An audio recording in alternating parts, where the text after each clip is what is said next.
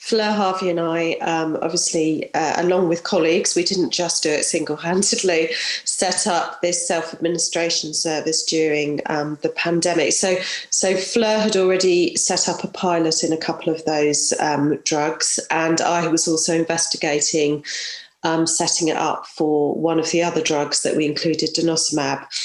But obviously everything got really ramped up with the pandemic and really wanting to support managing our patients differently.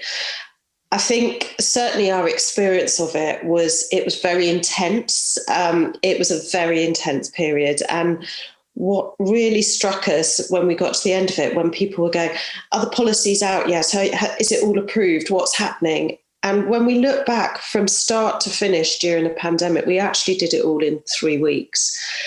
And you look back and you think, I can't believe we managed to get that through so quickly. And that a big part of that was obviously during a pandemic, we were all working in major incident mode. So the usual pathways and the usual hoops that you have to jump through were streamlined significantly. So it wasn't that it wasn't safe. It was just you didn't have to provide that same level of justification for what you wanted to achieve. It was understood on the basis of, look, we want to support our patients to not have to come to hospital if we can manage it safely and effectively, and with the patient at the centre of that. And I think that helped us get it through and set up. And obviously we also had the policies Fleur had already created for the pilot that she was doing. So being able to adapt and work on that and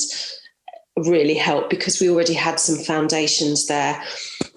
I think the amount we did of policy revisions and patient info leaflets revisions was, as I say, very intense, and really trying to work with those teams, all of our teams, to make sure we had them on board, we'd listened to them, they understood what we were trying to achieve, but also addressing those concerns, because it was a really anxious time for everyone, patients, staff. We had staff who were going off sick with COVID. We were seeing significant drop in our staffing levels.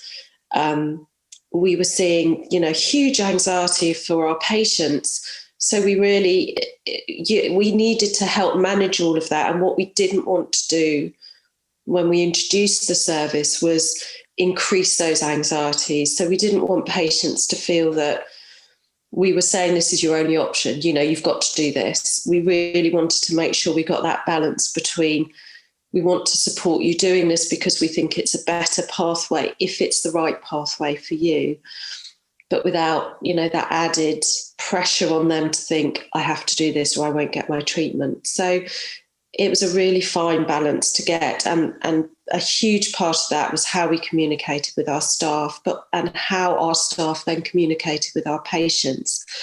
And I really take my hat off to all of the teams. So our clinical nurse specialists at the Marsden, the breast and lung clinical nurse specialists really stepped up to that challenge, as did our medical day unit teams and our outpatient teams, because they were also administering quite a few of these drugs. So, it was a joint effort. So Fleur and I were driving it forward, but certainly it was very much a team effort, because you can't put these things in place, especially during such a stressful period, without really working across all of your teams and listening to them. Some of the things they came up with, it was like, no, we hadn't thought of that. Yes, we need to add that in. It wasn't, if you don't listen, you don't find that out until you go live, and then everyone's running around trying to deal with it. And we wanted to be,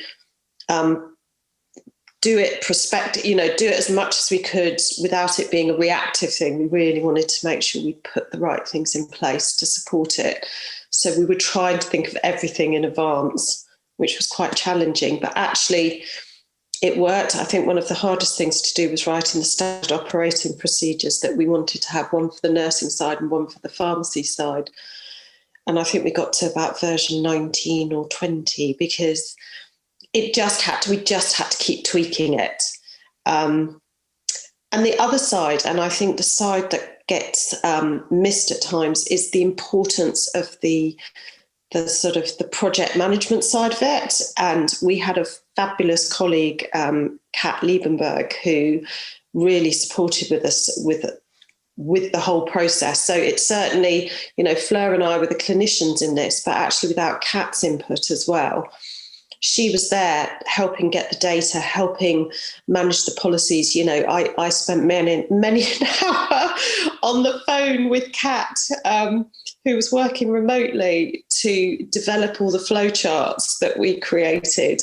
And, some of that is painful. And you just think, why are we having to do this? But you know why you're having to do it, because it's to make sure you're supporting the staff so that when they're sitting there trying to navigate the process and get a patient onto self-administration, it's all clear. They've got all the answers in front of them in a way that's easily accessible.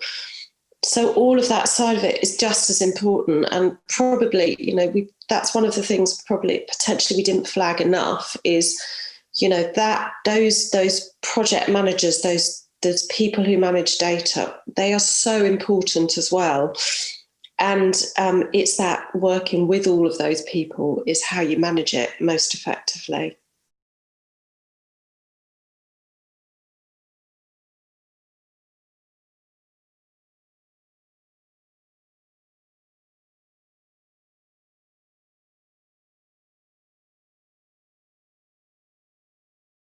We had a few technical hiccups along the way with that one, but we got there in the end. And I think what really impressed us as a board was, so when we were looking at all the abstracts that were submitted for the conference, and we added at a far later date this section on the COVID and the oncology nursing response to the pandemic, because obviously when we were originally planning the conference, we're planning the conference from the day the last one finishes. So we're always looking ahead.